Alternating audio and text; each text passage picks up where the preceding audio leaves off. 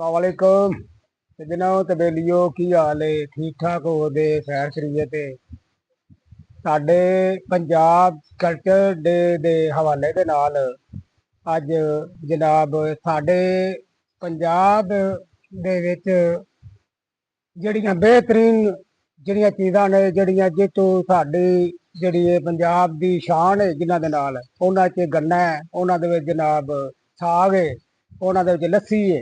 ते एक गर्मियां दी बेहतरीन पंजाब दी साडी कल्चर दे साडे वसेब दे विच इहनूं असीं सत्तू आखने आ।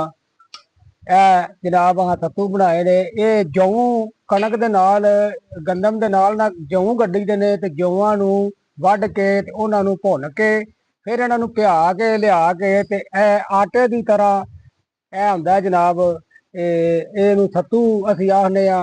ये एक ऐसी मशरूबात है कि जिन्नी भी बंदे नूं गर्मी लगी होवे बंदे पहले गाह गाहने कणकां जनाब घर लियाउणियां तूड़ियां लियाउणियां उहनां दे विच मशरूबात दिहाड़ी च एक दो दवा पी लैनी ते गर्मी बिल्कुल खत्म हो जाती सी। एक ऐसी जनाब साडे वसेब दे विच साडे पंजाब दे विच ये भी एक बड़ी जिहड़ी साडे काफ़ी लोग इस चीज़ नूं असीं इस मशरूबात नूं छड्ड दित्ता है।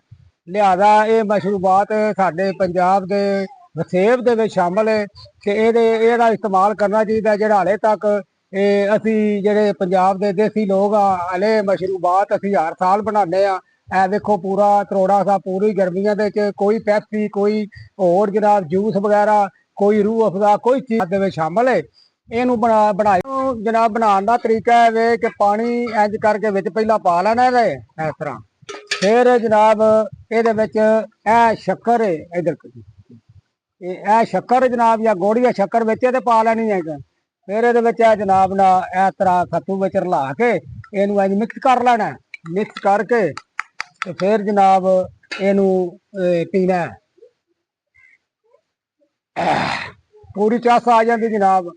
ये एक जिगर गर्मी मेदे की गर्मी हर चीज़ खत्म कर देंदी है।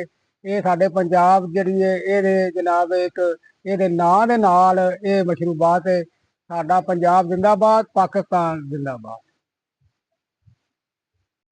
है जनाब पूरा त्रोड़ा सज्जना ते यारां ते बेलियां वास्ते मित्रां वास्ते जनाब पूरा त्रोड़ा सा जनाब सत्तूआं दा जिहड़ा ना ये पी के ते जनाब सत्तू अहां लिआंदे ने। कोई जनाब ये फरमैश वास्ते सज्जना ते बेलियां वास्ते जनाब लिआंदा है ते कोई सज्जन बिना बेली जिहड़ा ये मशरूबात पीना चाहता है वेखो ना पूरा त्रोड़ा रखे ते जनाब तुसीं लिआ सकदा है कमेंट च लिख सकदा जनाब।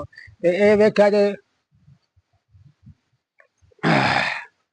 बड़ा जनाब टेस्टी तो बड़ा मज़ेदार ते बहुत जनाब ना मज़े वाली शैल है। तो एक ना चस आ जाती है पूरे जिस्म में ठंड पै जाती है।